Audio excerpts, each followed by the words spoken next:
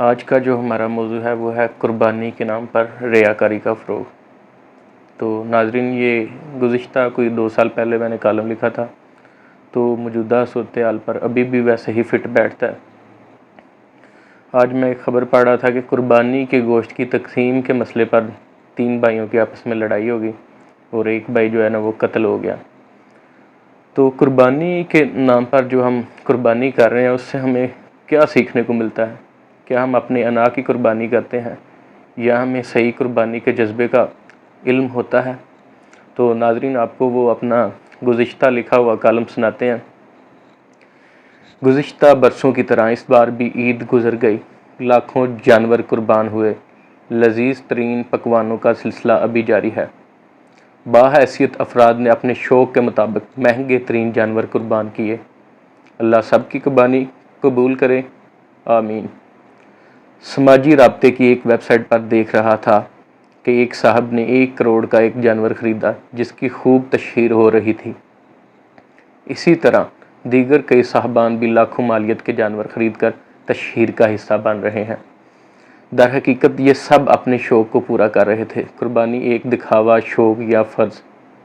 قربانی ایک مقدس اسلامی فریضہ ہے جو ہر سال سنت ابراہیم علیہ السلام کی یاد میں منایا جاتا ہے، جو خالصتاً رب کی رضا کے لیے ہے اور ہر اس شخص پر فرض ہے جو صاحب استطاعت ہے۔ قربانی کا مقصد احساس پیدا کرنا ہے، مگر افسوس کہ ہم لوگ قربانی کو حقیقی روح کو سمجھنے سے قاصر ہیں۔ بیشتر لوگوں کے نزدیک قربانی صرف جانور قربان کرنا ہے۔ در حقیقت قربانی کا مقصد اپنی انا کو قربان کر کے دوسروں کے لیے احساس اور بھائی چارے کو فروغ دینا ہے۔ قربانی کا مقصد ہرگز دکھاوا اور اپنے شوق کو پورا کرنا نہیں ہے، بلکہ معاشرے میں غربا اور مساکین جو ہمارے اپنے ہیں ان کے لیے احساس کو فروغ دینا ہے۔ ہماری قربانی کا مقصد دکھاوے، شوق کو پورا کرنے کی بجائے غریب معاشرے کے لیے مفید ہونا چاہیے۔ ہمارے ہاں مہنگے جانور خرید کر تشہیر کرنے کا رجحان پروان چڑھ چکا ہے، جس سے ہمیں اپنے حلقہ احباب میں تو خوب داد ملتی ہے مگر قربانی کا اصل مقصد پورا نہیں ہوتا۔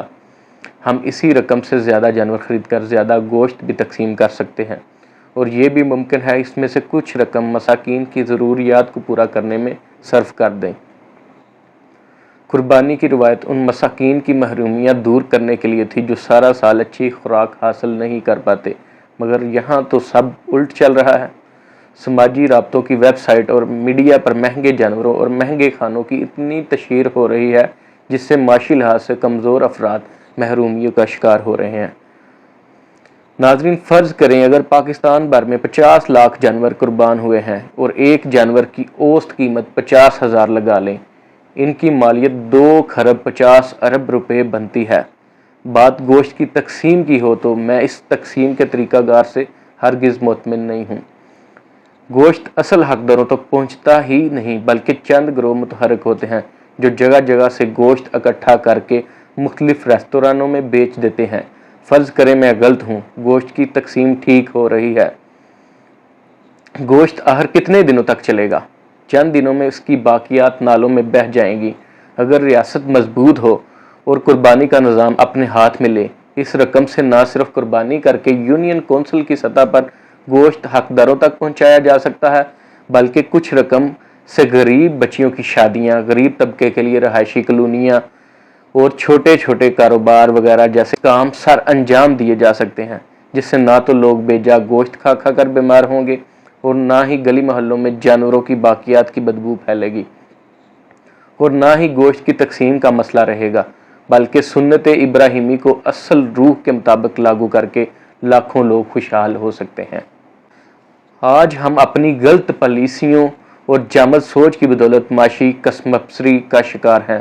ہم لوگ اپنے آباء و اجداد کی روایات کو صحیح طریقے سے سمجھ ہی نہیں سکے، اسی لیے ہم لوگ زمانے کی رفتار کا مقابلہ نہیں کر پا رہے۔ ان روایات کا مقصد ایک اچھے متوازن معاشرے کا فروغ تھا، اور ان روایات کو دور جدید میں مثبت اور مفید جدت کے ساتھ لاگو کرنا ہم پر منحصر ہے، لیکن اس کے برعکس ہم اس میں ایسی تبدیلیاں لا رہے ہیں جس سے ہمارا معاشرہ تباہی کی طرف گامزن ہے۔ ناظرین، افسوس کہ ہم معاشی لحاظ سے پسماندہ لوگوں کی سوچ ابھی بھی پسماندہ ہے، اور ہمارے لیڈران اور پالیسی ساز بھی پسماندہ ذہنیت کے مالک ہیں، اور ہم آئے دن معاشی قرض کے بوجھ تلے دب کر مہنگائی جیسی سزا کا شکار ہوتے چلے جا رہے ہیں، جس سے آئے روز بے روزگاری کی شرح بڑھتی چلی جا رہی ہے۔ کیا ہمیں ایک غیر مستحکم ملک بننا ہے، یا کیا ہمارے آباء و اجداد نے ایک غیر مستحکم ملک کا خواب دیکھا تھا؟ ہرگز نہیں۔